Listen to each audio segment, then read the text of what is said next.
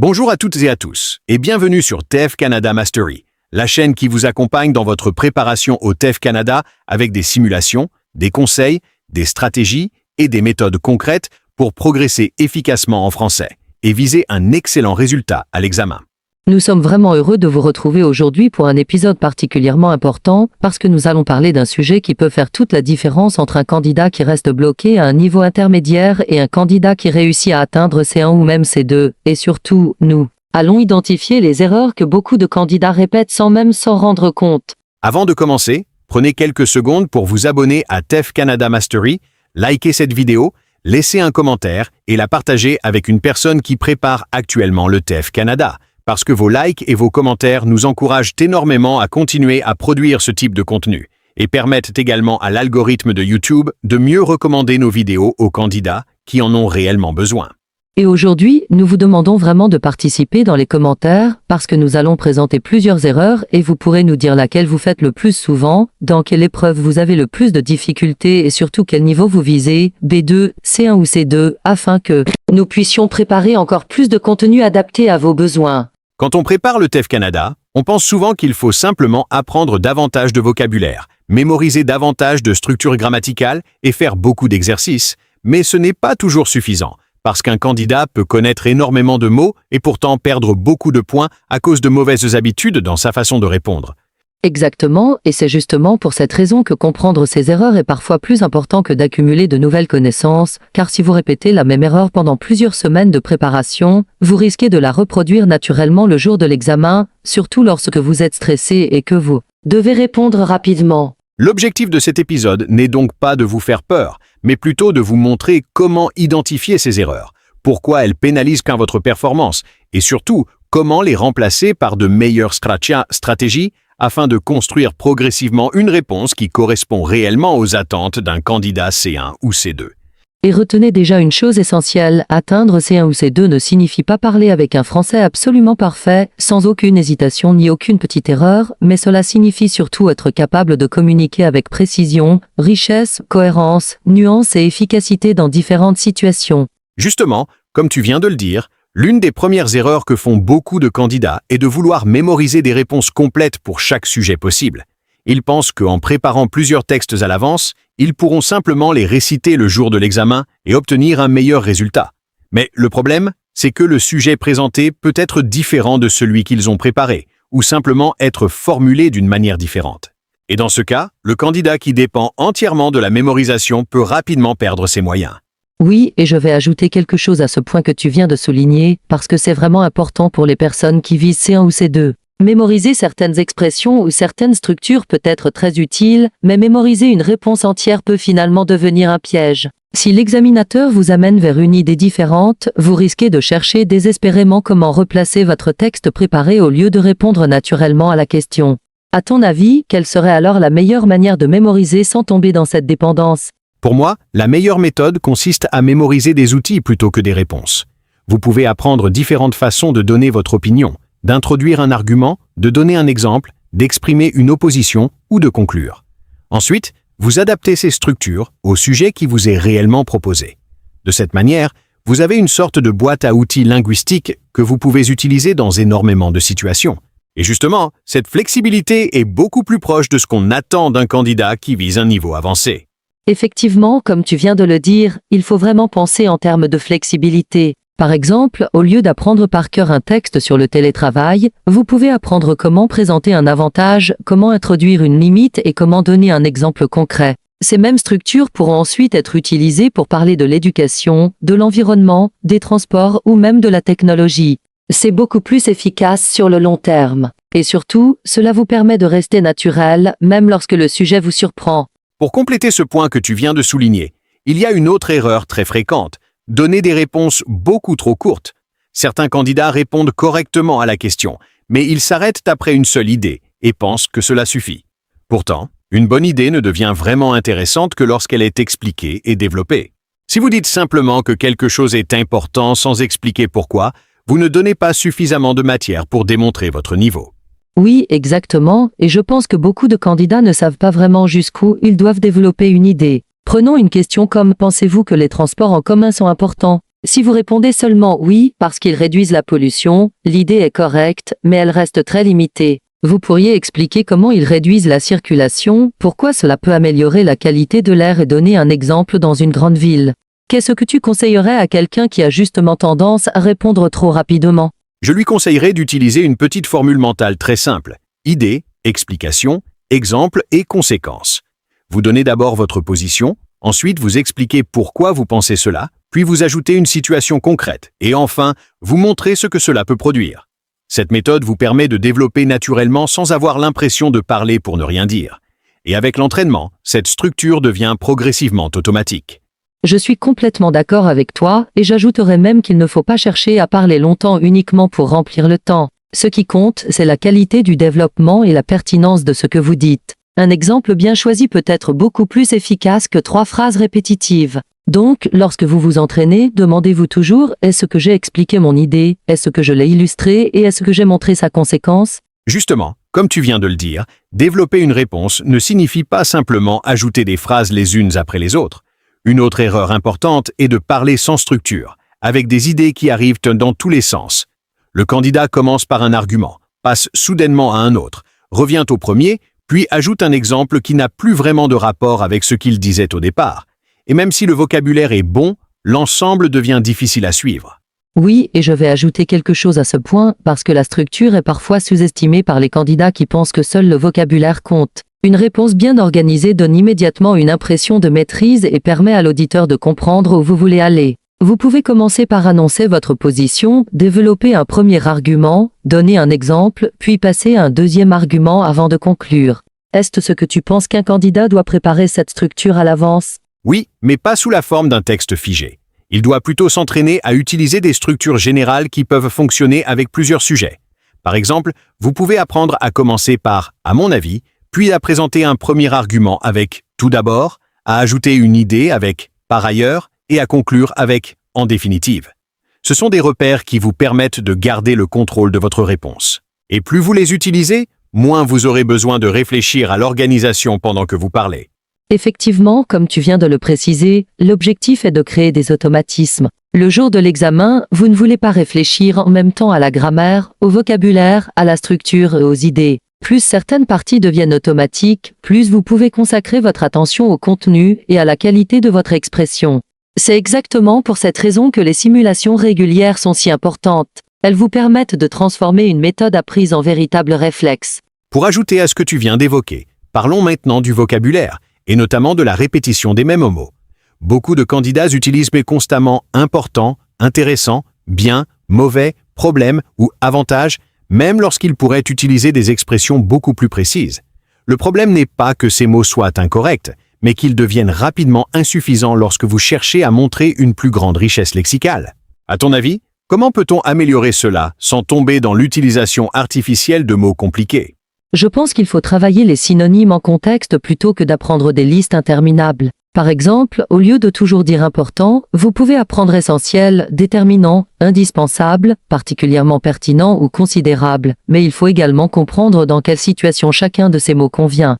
Sinon, vous risquez simplement de remplacer un mot que vous maîtrisez par un autre que vous utilisez mal. Et justement, c'est là que beaucoup de candidats se trompent. Oui, effectivement. Et je vais compléter ton idée avec une méthode très simple. Lorsque vous apprenez un nouveau mot, essayez immédiatement de construire 3 phrases différentes avec ce mot.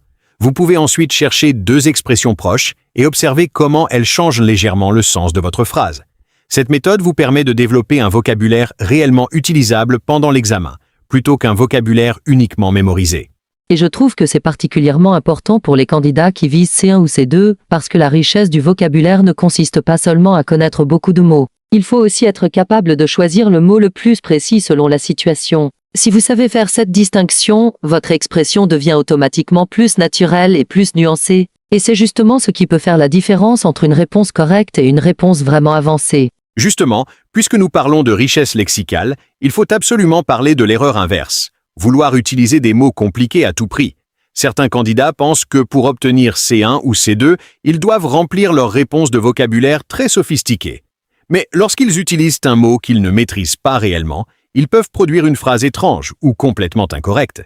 Et finalement, cela peut nuire davantage à la qualité de leur expression que l'utilisation d'un mot simple. Oui, et je pense que c'est un point que les candidats doivent vraiment retenir. Un mot simple mais parfaitement utilisé vaut beaucoup mieux qu'un mot très sophistiqué utilisé dans un mauvais contexte. Si vous voulez dire qu'une situation est difficile, vous pouvez parfaitement dire qu'elle est complexe, préoccupante ou difficile à gérer, sans chercher absolument une expression extrêmement rare. La vraie question est donc, est-ce que le mot que j'utilise exprime exactement ce que je veux dire? Effectivement, comme tu viens de le dire, le mot juste est plus important que le mot compliqué. Et je voudrais ajouter que les candidats doivent aussi faire attention aux expressions qu'ils apprennent sur Internet. Certaines expressions sont présentées comme niveau C1 ou niveau C2, mais cela ne signifie pas qu'elles sont adaptées à toutes les situations. Il faut toujours apprendre le contexte, le registre et la manière naturelle de les utiliser. Oui, et si je peux ajouter un détail, je conseillerais même aux candidats de privilégier la précision avant la sophistication. Commencez par maîtriser parfaitement un vocabulaire courant, puis ajoutez progressivement des expressions plus avancées. De cette manière, vous construisez une base solide au lieu d'essayer de paraître avancé artificiellement. Et selon moi, c'est beaucoup plus efficace pour obtenir une expression naturelle et convaincante. Pour compléter ce point que tu viens de souligner, parlons des connecteurs logiques, parce qu'ils jouent un rôle énorme dans la cohérence d'une réponse. Certains candidats utilisent presque uniquement « et »,« mais »,« parce que » et « donc », même lorsqu'ils veulent exprimer une opposition, une conséquence ou une nuance. Cela rend le discours assez répétitif et limite la capacité à montrer des relations logiques plus complexes. Comment tu trouves cette erreur chez les candidats? Je la trouve particulièrement fréquente, surtout lorsque le candidat a de bonnes idées mais ne sait pas vraiment comment les relier. Vous pouvez utiliser en revanche pour introduire une opposition, par ailleurs pour ajouter une information, néanmoins pour apporter une nuance, par conséquent pour exprimer une conséquence ou en effet pour renforcer une idée. Mais attention, il ne faut pas non plus apprendre 20 connecteurs et les placer tous dans la même réponse. Exactement. Et je vais ajouter quelque chose d'important. Le connecteur doit correspondre à la relation logique entre les idées. Si vous utilisez « néanmoins » alors que vous n'exprimez aucune opposition, votre discours risque de sembler artificiel. Je recommande donc aux candidats de ne pas mémoriser les connecteurs uniquement sous forme de liste. Il vaut mieux les apprendre avec des exemples et comprendre exactement ce qu'ils permettent de faire. Oui, et vous pouvez même vous entraîner avec une technique très simple. Prenez une réponse que vous avez déjà préparée et essayez de remplacer certains et par des connecteurs plus précis, puis observez comment la structure devient plus claire. Vous allez rapidement constater que vos phrases deviennent plus fluides et que vos arguments semblent mieux organisés. C'est un petit exercice, mais il peut vraiment améliorer la qualité de votre expression. Justement, comme tu viens de parler de relations logiques, cela nous amène à une autre erreur très fréquente. Donner une opinion sans vraiment la justifier.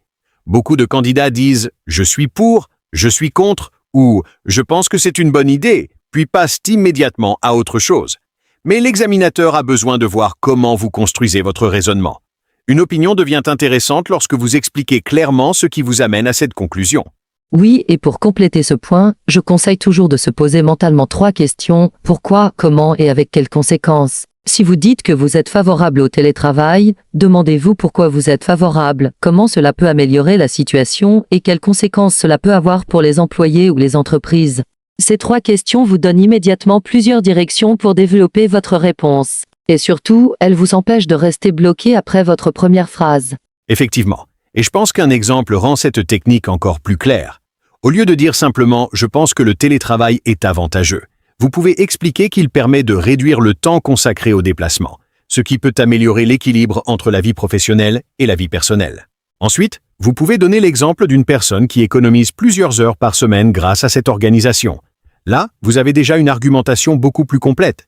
Et si je peux ajouter quelque chose, vous pouvez même terminer en montrant une conséquence plus large. Par exemple, cette réduction des déplacements peut également avoir un effet positif sur la circulation et l'environnement dans certaines grandes villes. Vous voyez donc comment une seule idée peut devenir un véritable développement argumentatif. C'est exactement ce que les candidats doivent apprendre à faire lorsqu'ils veulent passer d'une réponse basique à une réponse beaucoup plus avancée.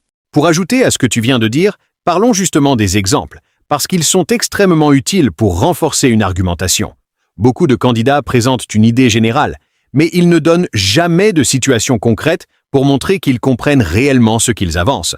Un exemple permet pourtant de rendre votre réponse beaucoup plus claire et beaucoup plus crédible, et il n'est pas nécessaire que cet exemple soit personnel ou exceptionnel. Oui, exactement, et je voudrais insister sur ce dernier point. Certains candidats pensent qu'ils doivent raconter une histoire personnelle très détaillée, alors qu'un exemple hypothétique peut parfaitement fonctionner pour illustrer une idée. Vous pouvez dire prenons le cas d'un salarié qui habite à 1 heure et demie de son lieu de travail, puis expliquer les conséquences. Cela vous permet de développer votre argument sans avoir besoin d'inventer une expérience personnelle compliquée. Effectivement, comme tu viens de le dire, l'exemple doit surtout servir l'argument. Il ne faut pas ajouter une anecdote simplement pour parler plus longtemps. L'exemple doit permettre à l'examinateur de comprendre concrètement pourquoi votre idée est pertinente. Et si vous pouvez relier l'exemple à une conséquence, votre argumentation devient encore plus solide.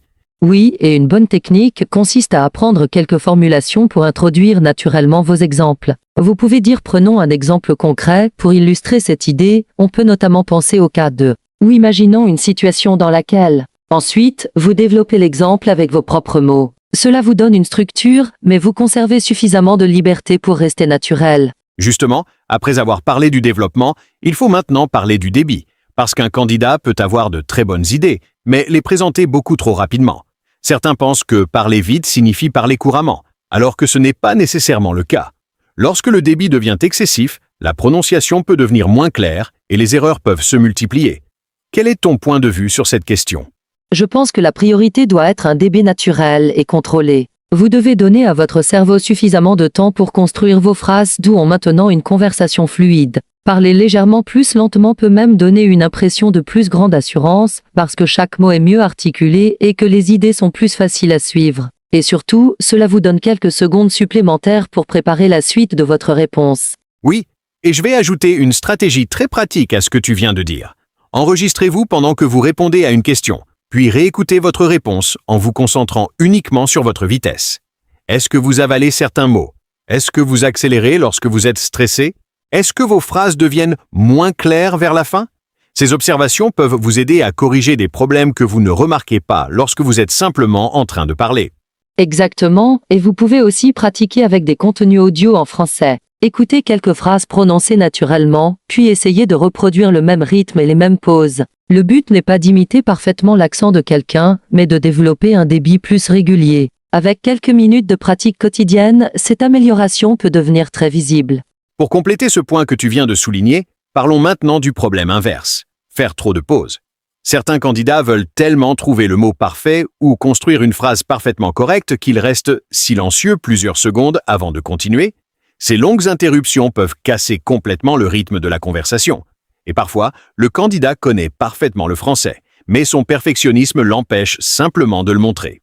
Oui, je suis d'accord, et c'est pourquoi la reformulation est une compétence essentielle. Si vous ne trouvez pas immédiatement le mot que vous cherchez, vous pouvez expliquer l'idée autrement avec des mots que vous maîtrisez. Par exemple, si vous oubliez embouteillage, vous pouvez dire une situation dans laquelle beaucoup de voitures sont bloquées sur la route. Vous continuez ainsi à communiquer au lieu de rester bloqué sur un seul mot. Effectivement, comme tu viens de le dire, cette capacité à contourner une difficulté est très importante. Dans une conversation réelle, personne ne possède constamment le mot parfait au moment exact où il en a besoin. Une personne qui maîtrise bien une langue sait également reformuler, simplifier ou préciser son idée lorsque cela est nécessaire. Et c'est justement une compétence que les candidats peuvent développer avec des exercices spécifiques. Je conseillerais même de faire un exercice où vous choisissez un mot courant et vous essayez de l'expliquer sans utiliser ce mot. Faites-le avec des objets, des professions, des activités ou des concepts abstraits. Cela vous oblige à utiliser votre vocabulaire de manière beaucoup plus flexible. Et après quelques semaines, vous constaterez que vous paniquez beaucoup moins lorsque vous oubliez un mot pendant l'examen. Justement, cela nous amène à une autre difficulté, la peur de faire des erreurs. Certains candidats sont tellement concentrés sur la grammaire qu'ils contrôlent chaque mot avant de le prononcer. Ils commencent une phrase, s'arrêtent, réfléchissent à l'accord, recommencent, puis cherchent une autre formulation. Finalement, ils perdent complètement leur naturel. Oui, et je vais ajouter quelque chose à ce que tu viens de dire, il faut distinguer une erreur occasionnelle d'une erreur récurrente. Une petite faute qui arrive une fois ne doit pas vous faire perdre votre concentration pendant toute la réponse. En revanche, si vous utilisez constamment la même mauvaise structure, là, il faut l'identifier pendant votre préparation et travailler spécifiquement dessus. Cette distinction peut vraiment changer votre manière de pratiquer. Effectivement, et je pense que les candidats doivent apprendre à parler malgré l'imperfection. Cela ne veut pas dire qu'ils doivent négliger la grammaire, mais qu'ils doivent progressivement arriver à utiliser correctement les structures sans devoir réfléchir consciemment à chaque règle.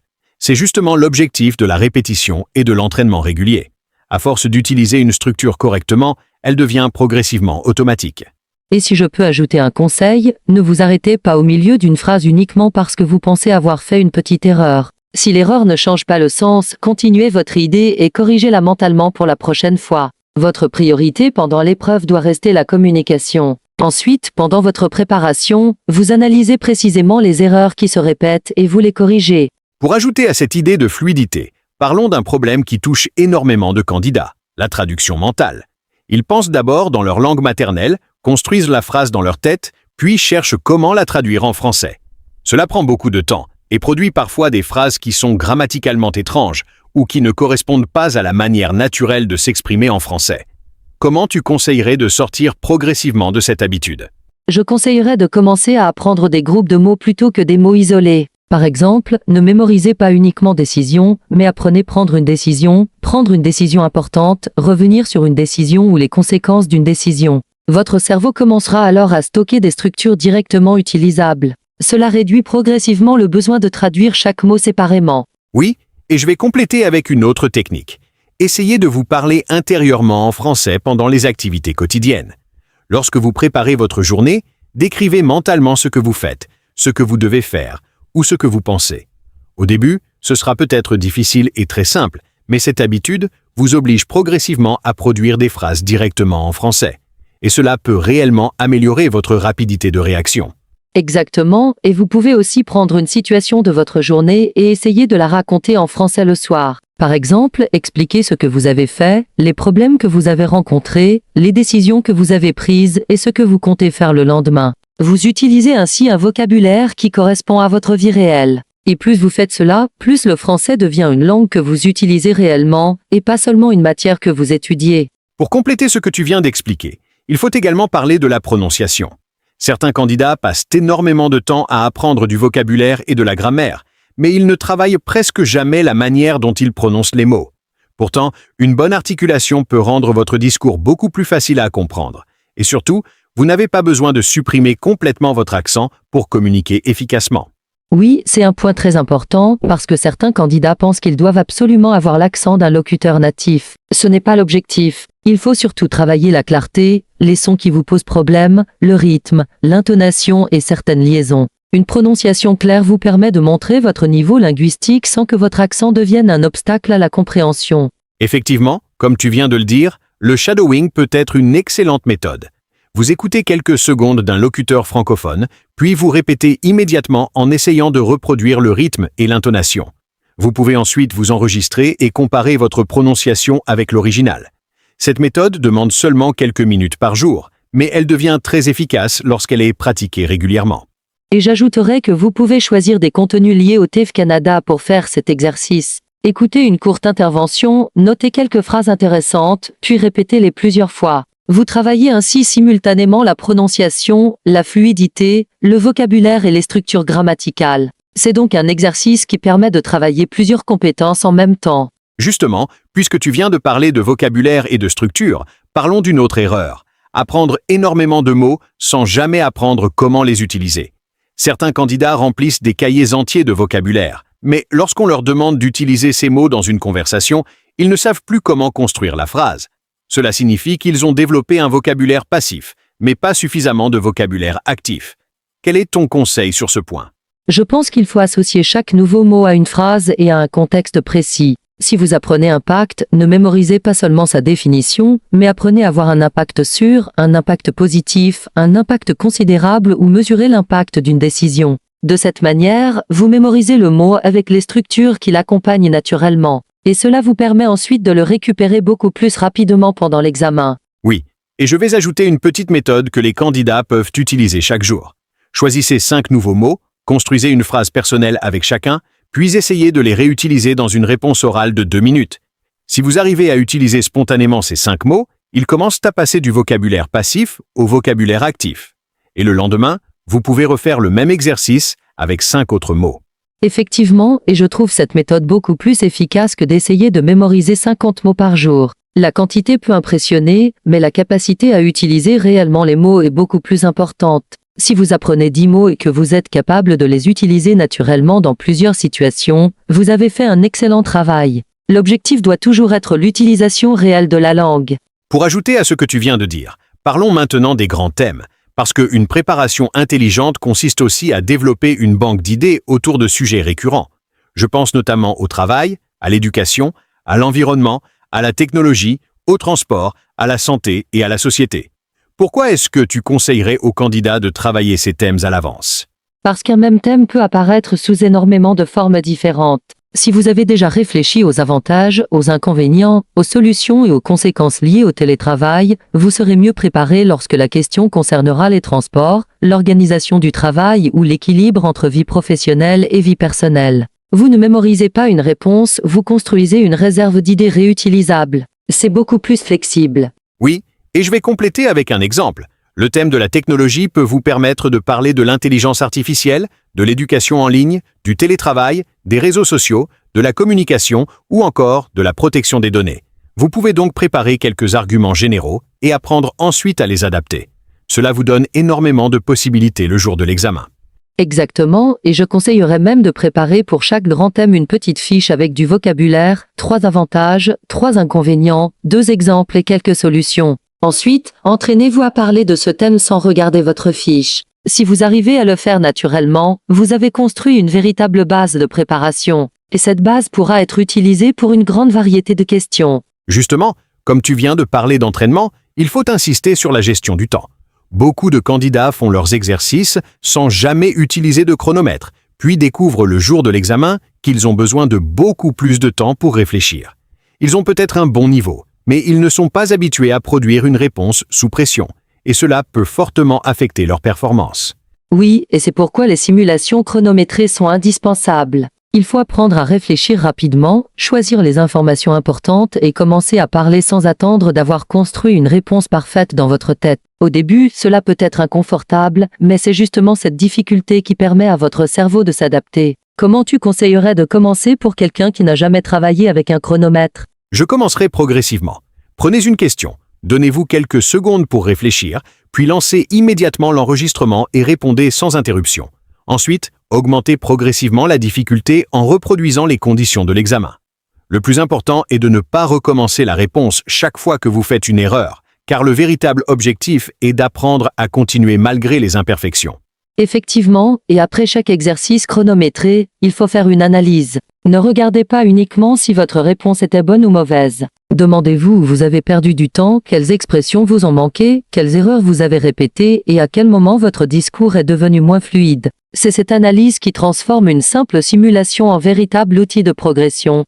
Pour compléter ce point que tu viens de souligner, je pense qu'il faut vraiment insister sur l'enregistrement.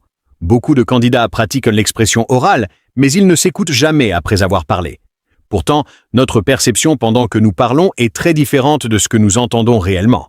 On peut penser que notre réponse est fluide, alors qu'en réalité, on répète constamment les mêmes mots ou on fait beaucoup de pauses.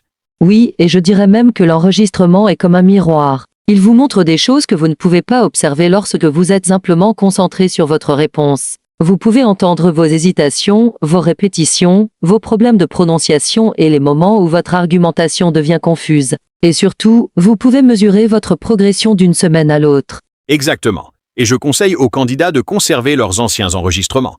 Prenez par exemple une réponse que vous avez enregistrée aujourd'hui et refaites exactement le même sujet 2 ou 3 semaines plus tard. Ensuite, comparez les deux versions. Vous pourrez constater si vous parlez plus naturellement, si vous utilisez davantage de vocabulaire et si vos idées sont mieux organisées.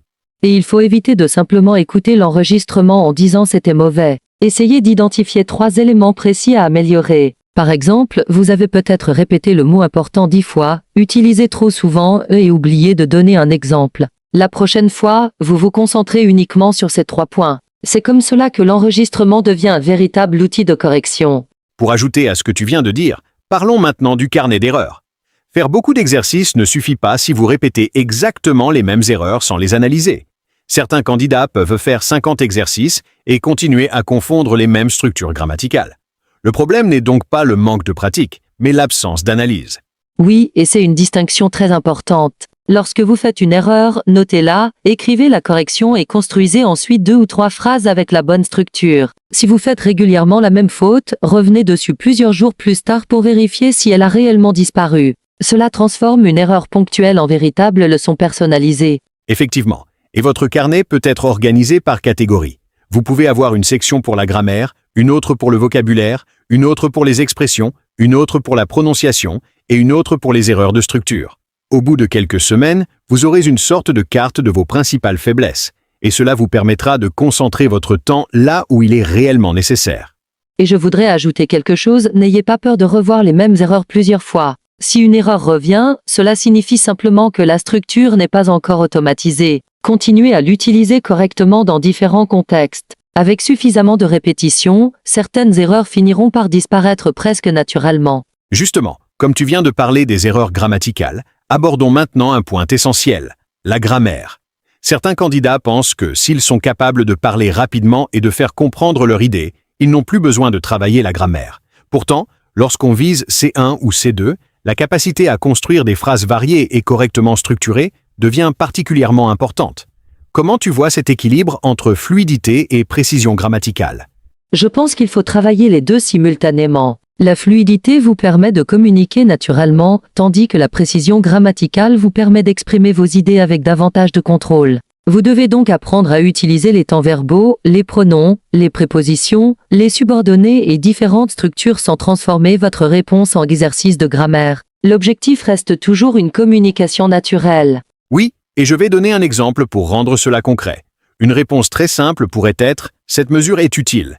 Elle aide les citoyens. Elle réduit les problèmes. » Ce n'est pas faux, mais vous pouvez progressivement apprendre à relier ces idées. Cette mesure pourrait être particulièrement utile dans la mesure où elle permettrait aux citoyens de réduire certaines difficultés auxquelles ils sont confrontés quotidiennement. Là, la structure devient beaucoup plus riche.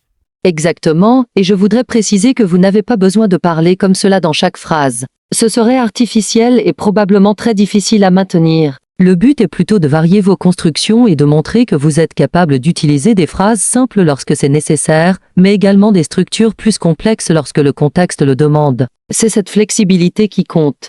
Pour compléter ce que tu viens de dire, il faut parler de la variété grammaticale. Même lorsqu'un candidat fait relativement peu d'erreurs, sa réponse peut sembler limitée s'il utilise constamment les mêmes structures. Par exemple, s'il commence toutes ses phrases par « je pense que » et encore « je pense que », son discours devient très prévisible. Comment peut-il développer davantage de variété? Il peut commencer par apprendre différentes manières d'exprimer la même fonction. Pour donner une opinion, il peut dire à mon avis, il me semble que, je considère que ou on pourrait considérer que. Pour introduire une nuance, il peut utiliser cependant, néanmoins où il faut toutefois reconnaître que. L'idée n'est pas de mémoriser 50 expressions, mais d'avoir plusieurs options disponibles. Oui, et je vais ajouter qu'il faut également varier les structures de phrases. Vous pouvez utiliser des propositions relatives, des phrases conditionnelles, des comparaisons, des expressions de cause et de conséquence, ou encore des structures impersonnelles. Cela vous permet d'exprimer des relations plus complexes entre vos idées, et progressivement, votre français semblera beaucoup plus flexible. Effectivement, et le meilleur exercice consiste à prendre une phrase simple et à essayer de la reformuler de 3 façons différentes. Cela vous oblige à manipuler la langue au lieu de simplement mémoriser. Avec le temps, vous développez une véritable souplesse grammaticale. Et c'est particulièrement utile lorsqu'un sujet inattendu apparaît. Justement, comme tu viens de parler de complexité, parlons de la nuance, parce que c'est une compétence qui peut vraiment enrichir une réponse. Certains candidats présentent chaque sujet de manière extrêmement catégorique. C'est bien ou c'est mauvais, je suis pour ou je suis contre, cela fonctionne ou cela ne fonctionne pas. Pourtant, les situations réelles sont souvent beaucoup plus complexes. Quel est ton point de vue? Je suis entièrement d'accord, et je pense que la nuance permet justement de montrer une réflexion plus mature. Vous pouvez reconnaître qu'une idée possède certains avantages tout en présentant ses limites. Par exemple, vous pouvez dire qu'une mesure est globalement bénéfique, mais qu'elle risque de créer certaines difficultés pour une catégorie particulière de personnes. Cela montre que vous êtes capable de considérer plusieurs perspectives. Oui, et je vais ajouter que la nuance vous donne aussi beaucoup plus de vocabulaire et de structures à utiliser. Vous pouvez dire, dans certaines circonstances, dans la plupart des cas, à condition que, dans une certaine mesure, ou cela dépend largement d'eux. Ces expressions vous permettent d'éviter les affirmations trop absolues, et elles donnent également plus de profondeur à votre argumentation. Exactement, et si je devais donner un conseil, je dirais lorsque vous donnez une opinion, essayez parfois de vous demander dans quelles circonstances mon opinion pourrait-elle être différente. Cette simple question peut vous permettre d'ajouter une nuance très intéressante. Vous passez alors d'une réponse basée uniquement sur votre opinion personnelle à une véritable analyse du problème. Et c'est une excellente manière de rendre votre expression plus avancée. Pour ajouter à ce que tu viens d'évoquer, La comparaison est justement une excellente manière d'introduire de la nuance. Beaucoup de sujets peuvent être abordés en comparant deux solutions, deux situations ou deux points de vue. Mais certains candidats se contentent de dire qu'une option est meilleure que l'autre sans expliquer selon quels critères. À ton avis, comment peut-on construire une bonne comparaison?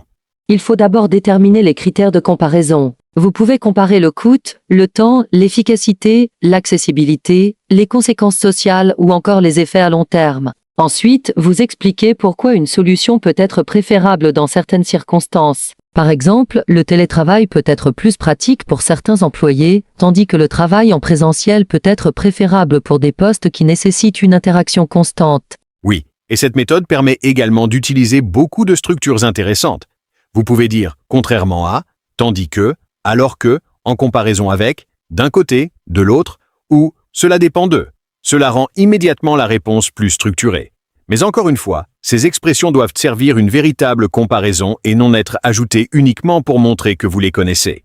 Exactement, et je pense que les candidats devraient régulièrement prendre deux options et essayer de les comparer pendant 2 ou 3 minutes. Ils peuvent choisir 2 villes, 2 méthodes d'apprentissage, 2 moyens de transport ou 2 modes de travail. Ensuite, ils présentent les avantages et les limites de chaque option avant de donner leurs préférences. C'est un excellent exercice pour développer la capacité à argumenter et à nuancer. Justement, comme nous avons parlé de flexibilité, parlons de la reformulation. C'est une compétence extrêmement utile lorsque vous oubliez un mot ou lorsque vous réalisez que votre première formulation n'est pas suffisamment claire. Beaucoup de candidats pensent qu'ils doivent absolument retrouver le mot exact, sinon ils considèrent qu'ils ont échoué. Mais une personne qui maîtrise bien une langue sait aussi expliquer autrement ce qu'elle veut dire. Oui, et l'exemple de l'embouteillage est très parlant. Si vous oubliez le mot embouteillage, vous pouvez expliquer qu'il s'agit d'une situation où beaucoup de véhicules sont bloqués sur la route. Vous avez perdu un mot, mais vous n'avez pas perdu votre capacité à communiquer. Et c'est précisément cette capacité d'adaptation qui peut vous permettre de continuer votre réponse sans longue pause. Effectivement, et je voudrais proposer un exercice aux candidats. Prenez une liste de mots et choisissez-en un au hasard, puis essayez de le définir sans prononcer le mot lui-même. Vous devez utiliser des synonymes, des exemples ou des descriptions. Cela peut être très amusant à faire avec quelqu'un d'autre. Et surtout, cela développe votre capacité à penser autour d'un mot lorsque celui-ci ne vous vient pas immédiatement. Oui, et cet exercice peut également améliorer votre vocabulaire de manière indirecte. Lorsque vous cherchez différentes façons de décrire une idée, vous découvrez de nouvelles expressions et de nouvelles structures. Donc, une difficulté devient finalement une occasion d'apprendre. C'est exactement cette attitude que je recommande aux candidats pendant leur préparation. Pour compléter ce point que tu viens de souligner, il faut parler de l'analyse de la question. Une réponse peut être grammaticalement correcte, riche en vocabulaire et bien structurée, mais rester mauvaise si elle ne répond pas réellement à ce qui est demandé.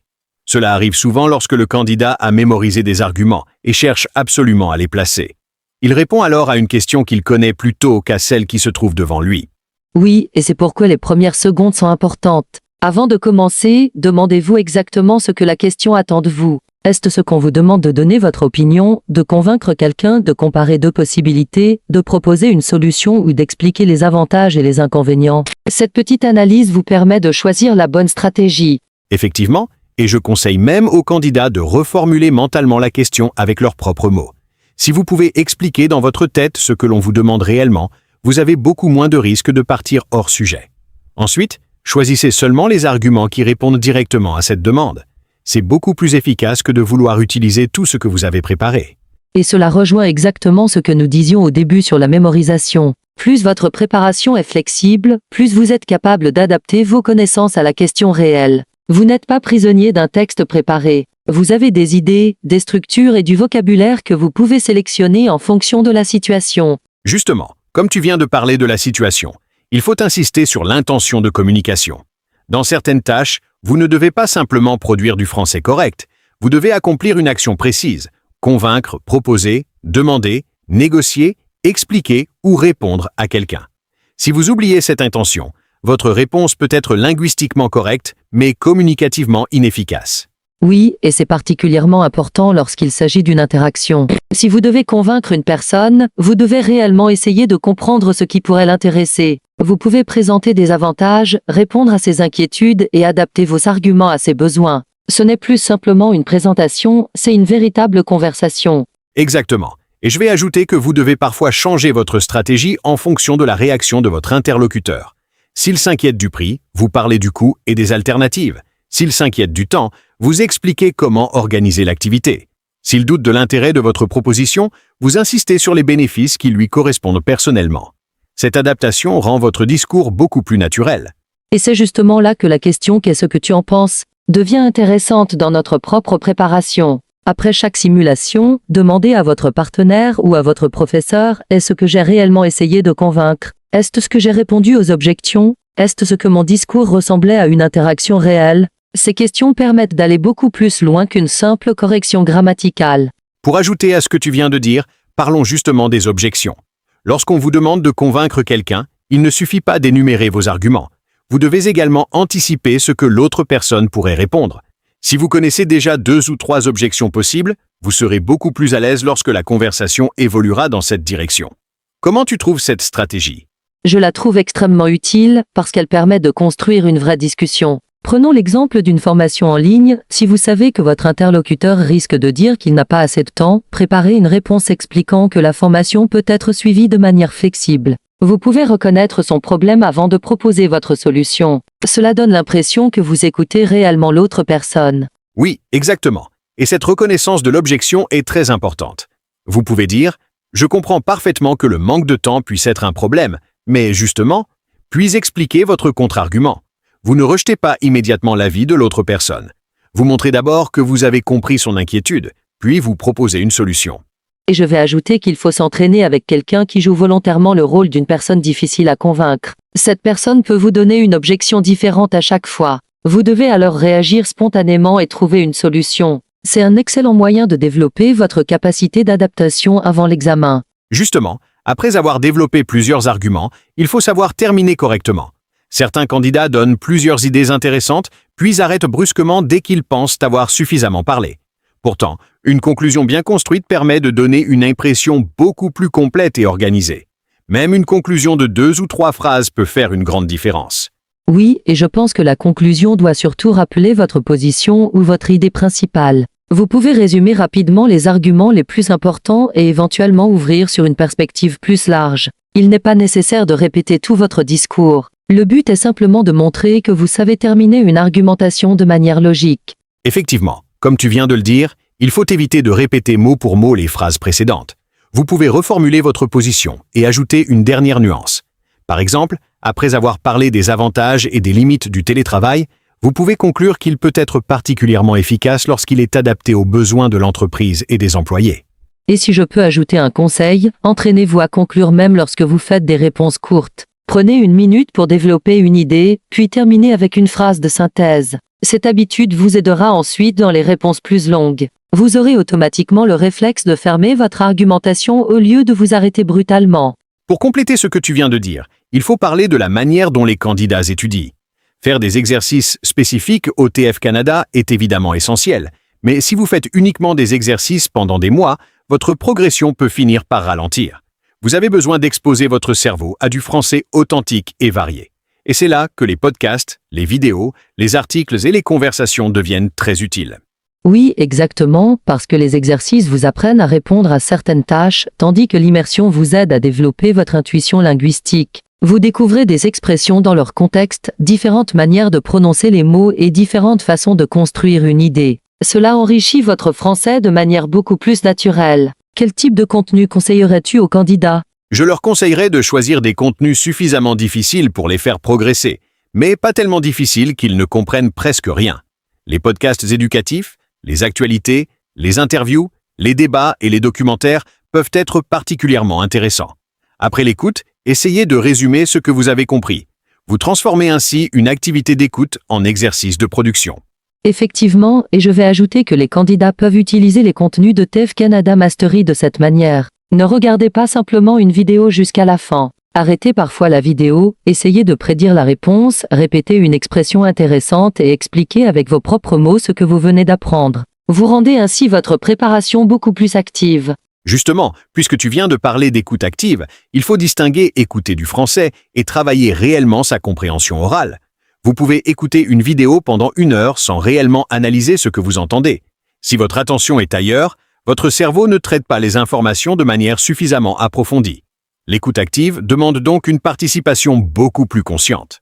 Oui, et une bonne méthode consiste à écouter un court passage plusieurs fois avec des objectifs différents. La première fois, cherchez simplement l'idée générale. La deuxième fois, concentrez-vous sur les détails importants. La troisième fois, observez le vocabulaire et les expressions. Cette méthode vous permet d'extraire beaucoup plus d'informations du même contenu. Effectivement.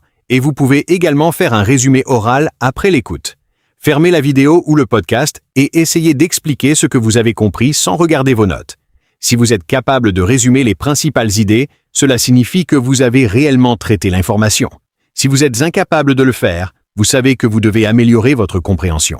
Et je voudrais ajouter un exercice très intéressant, essayez parfois de prédire la suite d'un contenu avant de l'écouter. Par exemple, si une personne commence à expliquer un problème, arrêtez l'audio et demandez-vous quelle solution elle pourrait proposer. Ensuite, reprenez l'écoute et comparez votre prédiction. Cela développe votre capacité à anticiper le sens, ce qui est très utile en compréhension orale. Pour compléter ce point, parlons maintenant de la lecture. Certains candidats lisent uniquement lorsqu'ils font des exercices de compréhension écrite, alors qu'une lecture régulière peut considérablement enrichir leur vocabulaire et leur capacité à comprendre des textes complexes. La lecture permet également de voir comment les idées sont organisées dans un français naturel. Et plus vous lisez, plus certaines structures deviennent familières. Oui, et il ne faut pas forcément commencer avec des textes extrêmement difficiles. Vous pouvez lire des articles sur le travail, l'environnement, la technologie, l'éducation ou la société, puis progressivement choisir des contenus plus complexes. L'objectif est de comprendre l'idée générale, les arguments et les relations entre les différentes parties. Vous n'avez pas besoin de connaître chaque mot pour progresser. Exactement. Et je vais ajouter qu'après chaque lecture, vous pouvez sélectionner 5 expressions intéressantes. Ne cherchez pas à mémoriser 20 ou 30 mots. Choisissez seulement ceux que vous pensez réellement pouvoir utiliser dans vos propres réponses. Ensuite, essayez de les intégrer dans une discussion ou un texte. C'est cette réutilisation qui transforme la lecture en véritable outil de progression. Et si je peux compléter, la lecture peut également vous aider à développer vos idées pour l'expression orale et écrite. Un article sur l'environnement peut vous donner des arguments sur la pollution, les transports, les politiques publiques ou les comportements individuels. Vous ne travaillez donc pas uniquement la compréhension. Vous construisez également une banque d'idées que vous pourrez réutiliser pendant l'examen. Justement, comme tu viens de parler de lecture, il faut aborder une erreur très fréquente. Vouloir comprendre absolument chaque mot. Certains candidats voient un mot inconnu et arrêtent immédiatement leur lecture pour chercher sa signification. Cela leur fait perdre énormément de temps et peut même les empêcher de comprendre l'idée générale. À ton avis, quelle devrait être leur réaction face à un mot inconnu? Ils devraient d'abord essayer de déduire le sens grâce au contexte. Regardez les mots qui viennent avant et après, la phrase complète et l'idée générale du paragraphe. Très souvent, vous pouvez comprendre suffisamment le sens sans connaître la définition exacte du mot. Et si le mot n'est pas essentiel pour répondre à la question, il n'est peut-être même pas nécessaire de vous arrêter dessus. Oui, et cette compétence est particulièrement importante lorsque le temps est limité. Vous devez apprendre à distinguer les informations essentielles des informations secondaires. Si un mot inconnu apparaît dans une phrase qui ne concerne pas directement la question, ne laissez pas ce mot vous faire perdre plusieurs minutes. Continuez à chercher les éléments qui vous permettent de répondre. Exactement, et cela vaut également pour la compréhension orale. Si vous entendez un mot que vous ne connaissez pas, ne restez pas mentalement bloqué dessus. L'enregistrement continue et les informations importantes peuvent arriver immédiatement après. Il faut apprendre à accepter certaines zones d'incertitude tout en continuant à comprendre le message global.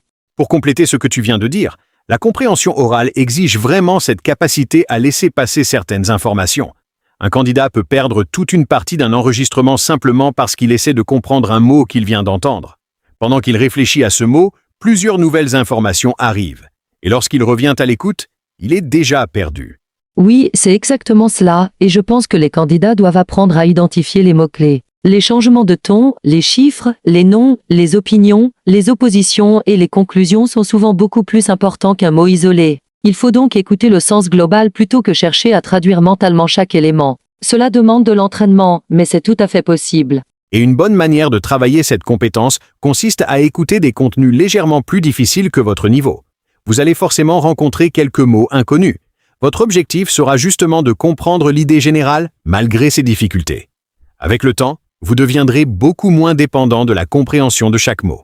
Effectivement, et vous pouvez ensuite réécouter le même passage avec le texte ou les sous-titres lorsque c'est possible. Vous identifiez les mots que vous n'aviez pas compris et vous essayez de comprendre pourquoi ils vous ont échappé. Cela vous permet de transformer une difficulté en apprentissage. C'est beaucoup plus efficace que de simplement écouter de nouveau sans analyser. Pour ajouter à tout ce que nous venons de dire, il faut également parler de la préparation des idées. Certains candidats travaillent énormément la grammaire et le vocabulaire, mais lorsqu'un sujet apparaît, ils ne savent pas quoi dire. Ils connaissent la langue, mais ils manquent d'arguments. Et cela peut provoquer des hésitations importantes pendant l'expression orale. Oui, et c'est pour cela que je conseille de construire une banque d'idées par thème. Pour chaque sujet, vous pouvez réfléchir à des avantages, des inconvénients, des solutions, des conséquences et des exemples. Vous ne mémorisez pas des réponses complètes, mais vous développez votre capacité à trouver rapidement des arguments. Cela peut faire gagner énormément de temps pendant l'examen. Exactement. Et vous pouvez faire un exercice très simple. Prenez un sujet au hasard et donnez-vous 30 secondes pour trouver 3 arguments.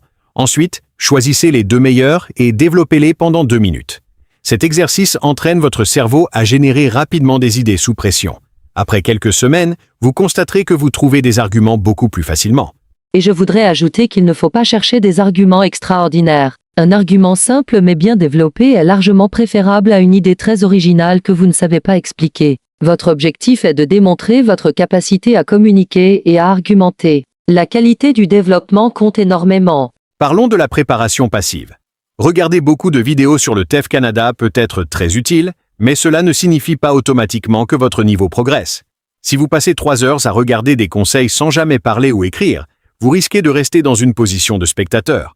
Or, l'examen vous demandera de produire la langue. Oui, et c'est pourquoi il faut équilibrer réception et production. Vous écoutez et vous lisez pour recevoir du français, mais vous devez également parler et écrire pour apprendre à le produire. Après avoir regardé une vidéo, fermez-la et essayez d'expliquer ce que vous avez appris avec vos propres mots. Vous transformez ainsi immédiatement une activité passive en exercice actif. Effectivement, et vous pouvez appliquer la même méthode après un podcast. Notez 2 ou 3 idées importantes, puis essayez de donner votre opinion sur le sujet sans regarder vos notes. Vous pouvez même vous enregistrer pendant 2 minutes. Cela vous permet de travailler simultanément la mémoire, la fluidité, le vocabulaire et la capacité à organiser vos idées. Et je pense que c'est une excellente habitude à intégrer dans votre routine quotidienne. Chaque contenu que vous consommez en français peut devenir une occasion de produire du français. Vous n'avez pas besoin de chercher constamment de nouveaux exercices. Il suffit parfois de transformer intelligemment ce que vous regardez ou écoutez en activité de production. Parlons maintenant du stress, parce qu'il peut complètement modifier la manière dont un candidat utilise ses connaissances. Une personne peut être capable de construire d'excellentes phrases à la maison et soudainement perdre ses moyens pendant l'examen. Elle commence à parler trop vite, oublie son vocabulaire et fait des erreurs qu'elle ne fait jamais normalement. Comment peut-elle se préparer à cela? La meilleure manière est de rendre la situation la plus familière possible grâce aux simulations. Plus vous vous entraînez avec un chronomètre et dans des conditions proches de l'examen, moins la situation vous semblera inconnue. Le stress ne disparaîtra peut-être pas complètement, mais vous saurez mieux comment réagir lorsqu'il apparaît. Et surtout, vous aurez déjà vécu plusieurs fois cette sensation pendant votre préparation. Oui, et il faut également éviter de considérer chaque petite erreur comme une catastrophe. Si vous faites une faute pendant votre réponse, continuez votre idée au lieu de paniquer. Prenez une respiration si nécessaire et revenez à votre structure. Le plus important est de conserver le contrôle de la communication. Effectivement, et je vais ajouter une petite technique que beaucoup de candidats peuvent utiliser. Avant de commencer une réponse, prenez une courte respiration et utilisez les premières secondes pour organiser mentalement votre idée principale. Vous n'avez pas besoin de construire toute la réponse dans votre tête. Il suffit de savoir où vous allez commencer et quels seront vos 2 principaux arguments. Cela peut énormément réduire la sensation de panique. Parlons maintenant de la vitesse de progression. Certains candidats veulent absolument passer de B1 à C1 en quelques semaines et décident donc d'étudier énormément chaque jour. Ils commencent très motivés, mais finissent souvent épuisés ou découragés. La progression linguistique demande du temps, de la répétition et surtout de la régularité. Oui, et je pense qu'il vaut mieux avoir une routine réaliste que de prévoir un programme impossible à maintenir. Si vous pouvez travailler régulièrement chaque jour, même pendant une durée raisonnable, vous créez une exposition constante à la langue. Votre cerveau a ainsi davantage de possibilités de consolider les nouvelles structures. La régularité est souvent plus puissante que l'intensité ponctuelle. Exactement. Et il faut également accepter que la progression ne soit pas toujours linéaire. Vous pouvez avoir une semaine où vous progressez rapidement, puis une autre où vous avez l'impression de stagner. Cela ne signifie pas que votre travail ne sert à rien. Certaines connaissances sont simplement en train de se consolider. Effectivement, et c'est pour cela qu'il faut regarder les progrès sur plusieurs semaines plutôt que sur une seule journée. Comparez vos enregistrements, vos simulations et vos erreurs sur le long terme. Vous verrez souvent des améliorations que vous ne remarquez pas au quotidien, et cela vous aidera à rester motivé. Justement, comme tu viens de parler de consolidation, parlons de la révision. Apprendre une expression aujourd'hui ne garantit pas que vous vous en souviendrez dans 3 semaines. Beaucoup de candidats apprennent énormément de choses nouvelles, mais révisent très peu. Ils ont donc l'impression de connaître beaucoup de vocabulaire. Mais lorsqu'ils doivent parler, une grande partie ne revient pas. Oui, et c'est pourquoi la répétition espacée est très utile. Vous pouvez revoir une expression après un jour, puis quelques jours plus tard, puis une semaine après. Mais surtout, il faut essayer de la retrouver activement au lieu de simplement la relire. Si vous voyez l'expression et que vous vous dites oui, je connais, cela ne signifie pas forcément que vous serez capable de la produire. Exactement. Et c'est là que les phrases personnelles deviennent importantes. Après avoir révisé une expression, utilisez-la immédiatement dans une phrase sur votre vie ou dans une réponse à une question du TEF Canada. Vous vérifiez ainsi si vous êtes réellement capable de la produire. Et si vous bloquez, vous savez que l'expression doit encore être travaillée. Je pense même qu'une petite révision quotidienne de 10 ou 15 minutes peut être extrêmement efficace. Vous reprenez vos anciennes erreurs, quelques expressions et quelques mots, puis vous essayez de les utiliser. Ce petit travail régulier peut faire une énorme différence sur plusieurs mois. Il faut aussi apprendre à adapter son registre de langue. Certaines expressions sont parfaitement naturelles entre amis, mais peuvent être moins adaptées dans une situation formelle. Les candidats doivent donc apprendre à choisir leurs mots en fonction de la situation. Comment tu conseillerais de travailler cette différence? Je conseillerais d'apprendre plusieurs façons d'exprimer une même intention. Par exemple, il existe différentes manières de demander quelque chose, de donner son opinion, de faire une suggestion ou d'exprimer un désaccord. Vous pouvez apprendre une formulation plus familière, une formulation neutre et une formulation plus formelle. Cela vous donne beaucoup plus de flexibilité. Oui, et il ne faut pas tomber dans l'excès inverse en parlant constamment comme un texte administratif. Le français naturel possède différents registres, et l'objectif est de savoir les utiliser correctement. Dans une conversation, une expression simple peut être parfaitement appropriée. Dans une situation plus formelle, vous devrez peut-être choisir une formulation différente. Exactement, et cette capacité à adapter votre langue montre que vous maîtrisez réellement la communication. Vous ne récitez pas simplement des expressions apprises. Vous savez choisir la formulation qui correspond à la situation. Et c'est justement cette souplesse que nous voulons développer chez les candidats. Parlons de l'interaction, parce que dans une véritable conversation, vous ne devez pas uniquement parler. Vous devez également savoir poser des questions. Une question bien formulée peut montrer que vous écoutez votre interlocuteur et que vous cherchez à comprendre son point de vue. Cela peut aussi vous aider à orienter la conversation. Oui, et c'est particulièrement intéressant dans les situations où vous devez convaincre ou négocier. Au lieu de simplement présenter vos arguments, vous pouvez demander « Qu'est-ce qui vous préoccupe le plus ?» ou « Est-ce que votre principale difficulté concerne le coût ou plutôt le temps ?» Vous obtenez alors une information qui vous permet d'adapter votre réponse. Cela rend l'échange beaucoup plus naturel. Exactement. Et je trouve que cette stratégie est souvent oubliée parce que les candidats pensent qu'ils doivent parler le plus possible. Mais une bonne interaction ne consiste pas seulement à parler beaucoup. Il faut également écouter, comprendre et réagir. Si vous posez une question pertinente, vous créez une véritable dynamique de conversation.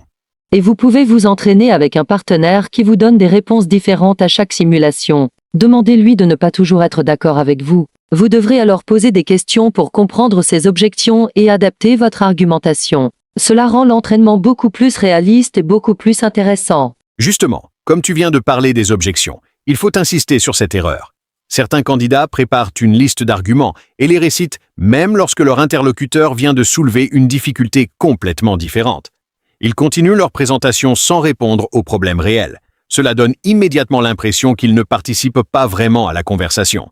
Oui, et je vais donner un exemple concret. Si vous proposez une activité et que votre interlocuteur vous dit qu'il n'a pas de moyen de transport, il ne sert à rien de continuer pendant 2 minutes à parler du prix ou de la qualité de l'activité. Vous devez répondre à son problème, proposer un transport, une alternative ou une autre organisation. Ensuite, vous pouvez revenir à votre argument principal. Exactement. Et c'est là que l'expression « justement », comme tu viens de le dire, devient très naturelle dans une conversation.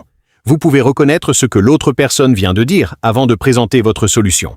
Par exemple, « Justement, comme tu viens de le dire, le transport peut être un problème, mais j'ai justement pensé à une solution. » Cela crée une vraie continuité dans l'échange. Et je trouve que c'est une excellente technique pour les candidats. Pendant vos simulations, demandez à votre partenaire de soulever volontairement plusieurs objections. Votre objectif ne sera pas de réciter vos arguments, mais de répondre à ce que la personne vient réellement de dire. C'est ainsi que vous développerez une véritable capacité d'interaction. Pour ajouter à ce que tu viens de dire, il faut également parler de l'organisation. Beaucoup de candidats étudient au hasard. Aujourd'hui une vidéo, demain quelques exercices, après-demain du vocabulaire, sans objectif précis. Ils travaillent beaucoup, mais ne savent pas vraiment si leur méthode fonctionne. Et cela peut rapidement devenir décourageant. Oui, et je pense qu'un programme hebdomadaire simple peut déjà faire une énorme différence. Vous pouvez prévoir des séances de compréhension orale, d'expression orale, de compréhension écrite, d'expression écrite, puis ajouter du vocabulaire et une simulation. L'objectif n'est pas d'avoir un programme extrêmement compliqué. Il faut simplement savoir ce que vous travaillez et pourquoi. Exactement. Et chaque semaine devrait avoir quelques objectifs mesurables. Par exemple, réduire une erreur grammaticale, apprendre un certain nombre d'expressions réellement utilisables, améliorer le temps de réponse ou augmenter la qualité d'une simulation. Lorsque l'objectif est précis, vous pouvez beaucoup plus facilement vérifier si vous progressez. Et si votre méthode ne donne pas les résultats attendus, n'ayez pas peur de la modifier. Un plan de préparation n'est pas quelque chose de figé. Il doit évoluer selon vos résultats. C'est exactement comme un entraînement sportif, vous observez votre performance, vous identifiez vos faiblesses et vous adaptez votre programme. Il faut parler d'une erreur qui peut avoir un impact important sur la motivation. Se comparer constamment aux autres. Certains candidats regardent les résultats d'autres personnes et pensent mais qu'ils sont en retard. Mais chaque personne possède un parcours différent, une exposition différente au français et des difficultés différentes. La comparaison peut donc être très trompeuse. Oui, et je pense que la comparaison la plus utile est celle avec soi-même. Est-ce ce que vous êtes meilleur qu'il y a un mois? Est-ce ce que vous faites moins d'erreurs? Est-ce ce que vous trouvez vos mots plus rapidement? Est-ce ce que vous arrivez à développer vos idées plus facilement? Ces questions sont beaucoup plus importantes pour mesurer votre progression. Exactement. Et vous pouvez évidemment vous inspirer des personnes qui ont réussi. Regardez leurs méthodes, leurs habitudes et leurs stratégies. Mais ne transformez pas leur parcours en jugement sur votre propre niveau. Utilisez les autres comme source d'inspiration, pas comme mesure de votre valeur. Votre objectif est de construire votre propre progression. Et si vous sentez que la comparaison vous décourage, revenez à vos anciens enregistrements. Écoutez une réponse que vous avez faite il y a quelques semaines. Vous serez parfois surpris de constater que votre français est déjà beaucoup plus fluide. Ces preuves concrètes sont souvent plus utiles que de regarder les résultats des autres. Pour ajouter à ce que tu viens de dire, certains candidats préfèrent refaire les exercices dans lesquels ils obtiennent déjà de bons résultats, parce que c'est plus agréable et plus rassurant. Mais si votre principale faiblesse est l'expression orale, vous ne pouvez pas passer tout votre temps à travailler uniquement la compréhension écrite. Il faut affronter les domaines qui vous posent problème. Oui, exactement, même si ce n'est pas toujours agréable. Je conseille de consacrer une partie importante de votre temps à votre principale faiblesse, tout en maintenant vos compétences solides. Par exemple, si vous êtes très bon en lecture mais faible en expression orale, vous pouvez réduire légèrement le temps consacré à la lecture et augmenter les simulations orales. Cela permet d'équilibrer votre profil. Effectivement, et il faut aussi décomposer la faiblesse. Dire « je suis mauvais à l'oral » ne suffit pas. Est-ce le vocabulaire, la grammaire, la prononciation, la vitesse, la structure, le manque d'idées? Une fois que vous avez identifié le problème exact, vous pouvez choisir l'exercice approprié. Et c'est là que l'analyse des enregistrements devient encore une fois très utile. Vous pouvez entendre précisément ce qui ne fonctionne pas. Demandez-vous qu'est-ce qui m'empêche réellement de progresser. Une fois que vous avez la réponse, votre préparation devient beaucoup plus ciblée et beaucoup plus efficace. Il faut revenir à un élément essentiel pour les candidats, qui visent C1 ou C2, la précision. Atteindre un niveau avancé ne signifie pas simplement parler plus longtemps ou utiliser davantage de mots. Il faut aussi être capable d'exprimer exactement ce que l'on veut dire. Et cette précision se retrouve dans le vocabulaire, la grammaire, les nuances et la structure. Oui, et prenons une phrase très simple comme cette décision est mauvaise. Elle exprime une opinion, mais elle reste très générale. Un candidat peut aller beaucoup plus loin en disant que cette décision risque d'avoir des conséquences négatives à long terme, notamment pour certaines personnes qui disposent de moins de ressources. Là, l'idée devient beaucoup plus précise. Effectivement, et je vais ajouter que la précision concerne aussi le degré de certitude. Vous pouvez dire qu'une mesure pourrait avoir un effet, qu'elle risque de produire certaines conséquences ou qu'elle devrait probablement améliorer la situation. Vous ne présentez donc pas toutes vos affirmations comme des certitudes absolues. Cela permet de construire une argumentation beaucoup plus nuancée. Exactement, et c'est une compétence que les candidats peuvent travailler volontairement. Prenez une phrase générale et demandez-vous comment la rendre plus précise pour qui, dans quelles circonstances, avec quelles conséquences, à court ou à long terme. Plus vous vous posez ces questions, plus vos réponses deviennent riches sans avoir besoin d'utiliser des mots extrêmement compliqués. Justement, après toutes ces erreurs, je pense qu'il serait intéressant de donner aux candidats une méthode très simple qu'ils peuvent appliquer dès aujourd'hui. Personnellement, je retiendrai 4 étapes: comprendre, organiser, développer et conclure. Cette structure peut fonctionner dans énormément de situations d'expression. Qu'est-ce que tu en penses? Je trouve cette méthode excellente parce qu'elle est simple tout en restant suffisamment flexible. D'abord, vous comprenez exactement la question et l'objectif de communication. Ensuite, vous organisez votre réponse autour de 2 ou 3 idées principales. Puis vous développez chaque idée avec une explication, un exemple ou une conséquence, avant de terminer par une conclusion claire. Oui, et je vais ajouter que cette méthode permet également de réduire le stress. Lorsque vous ne savez pas quoi dire, vous pouvez revenir mentalement à ces 4 étapes. Qu'est-ce qu'on me demande? Ensuite, quels sont mes 2 arguments? Puis, comment vais-je les expliquer? Et enfin, comment vais-je terminer? Cela vous donne une sorte de carte mentale pendant votre réponse. Et plus vous pratiquez cette méthode, plus elle devient automatique. Au début, vous devrez peut-être réfléchir consciemment à chaque étape, mais après plusieurs dizaines de simulations, votre cerveau commencera à organiser les réponses beaucoup plus rapidement. Et vous pourrez alors consacrer davantage d'attention au vocabulaire, à la grammaire et à la qualité de votre expression. Pour résumer tout ce que nous avons évoqué aujourd'hui, je dirais que le conseil le plus important est de ne pas préparer uniquement le TF Canada, mais de préparer votre capacité générale à communiquer efficacement en français. Vous devez être capable de comprendre une question, de réfléchir rapidement, d'organiser vos idées, de développer vos arguments et de vous adapter lorsque la situation change. C'est cette capacité qui vous donnera de la sécurité le jour de l'examen. Oui, et j'ajouterais que vous ne devez pas chercher la perfection immédiate. Travaillez chaque jour votre compréhension, votre vocabulaire, votre expression orale et votre expression écrite, mais surtout prenez le temps d'analyser vos erreurs. Une erreur que vous comprenez aujourd'hui peut devenir une faiblesse de moi demain. Et lorsque vous accumulez progressivement ces petites améliorations, votre niveau général commence réellement à changer. Effectivement, comme tu viens de le dire, la progression vient souvent de petites corrections répétées. Vous améliorez une structure grammaticale, puis une expression, ensuite votre prononciation, puis votre capacité à développer un argument. Quelques semaines plus tard, toutes ces petites améliorations commencent à fonctionner ensemble. Et c'est à ce moment-là que vous sentez réellement que votre français devient plus naturel. Et surtout, n'oubliez pas que C1 ou C2 n'est pas simplement une question de connaître beaucoup de mots. C'est la capacité à utiliser la langue avec suffisamment de précision, de richesse, de cohérence, de fluidité et de souplesse. Si vous travaillez ces différentes dimensions de manière régulière, vous augmentez considérablement vos chances d'atteindre votre objectif. Alors, continuez à pratiquer et surtout, ne laissez pas vos erreurs vous décourager. Voilà, nous arrivons à la fin de cet épisode, consacré aux erreurs qui peuvent empêcher les candidats d'atteindre C1 ou C2 au TF Canada. J'espère que cette discussion vous a permis de reconnaître certaines habitudes que vous devez maintenant corriger dans votre préparation. Et surtout, nous espérons que vous repartez avec des stratégies concrètes que vous pouvez appliquer dès aujourd'hui. Oui, et si cet épisode vous a été utile, nous vous invitons vraiment à vous abonner à TF Canada Mastery, à liker cette vidéo, à la partager avec une personne qui prépare actuellement le TF Canada et surtout à laisser un commentaire. Vos commentaires et vos likes nous encouragent énormément à continuer à produire des contenus de qualité pour vous aider. Et ils permettent également à l'algorithme de YouTube de mieux comprendre que cette vidéo est utile aux candidats qui recherchent des conseils et des stratégies pour réussir leur examen. Dites-nous dans les commentaires quelle est l'erreur que vous faites le plus souvent.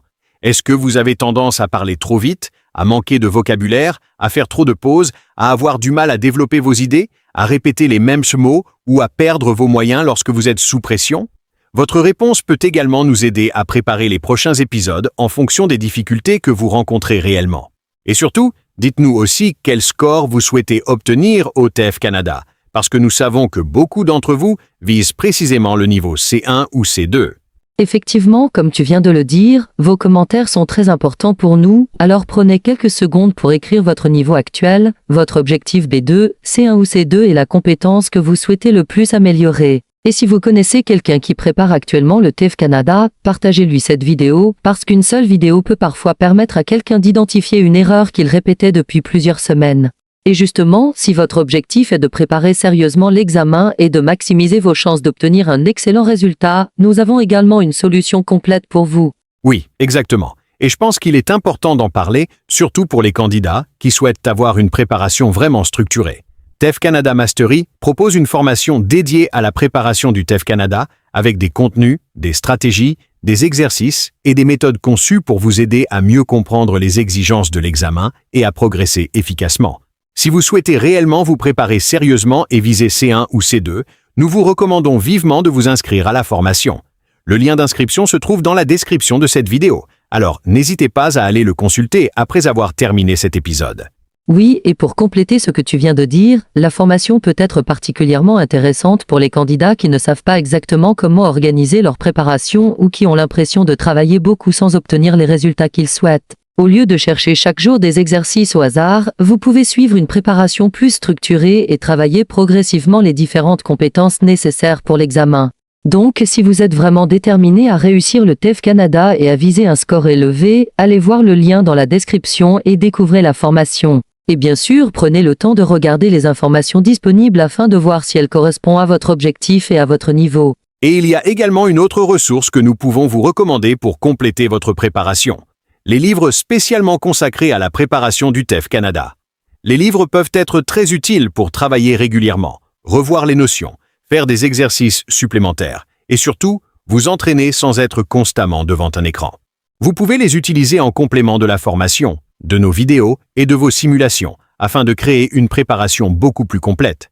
L'important est vraiment de multiplier les occasions de pratiquer et de revoir régulièrement ce que vous avez appris. Effectivement, comme tu viens de le dire, je pense que la combinaison de plusieurs ressources peut vraiment faire la différence. Vous pouvez utiliser la formation TEF Canada Mastery pour avoir une méthode et une structure, nos vidéos et simulations pour vous entraîner, et des livres de préparation pour faire davantage d'exercices et consolider vos connaissances. Mais n'oubliez pas que ce n'est pas simplement la quantité de ressources qui compte, il faut surtout les utiliser régulièrement et de manière intelligente. Si vous souhaitez obtenir C1 ou C2, votre préparation doit être sérieuse, régulière et organisée. Exactement.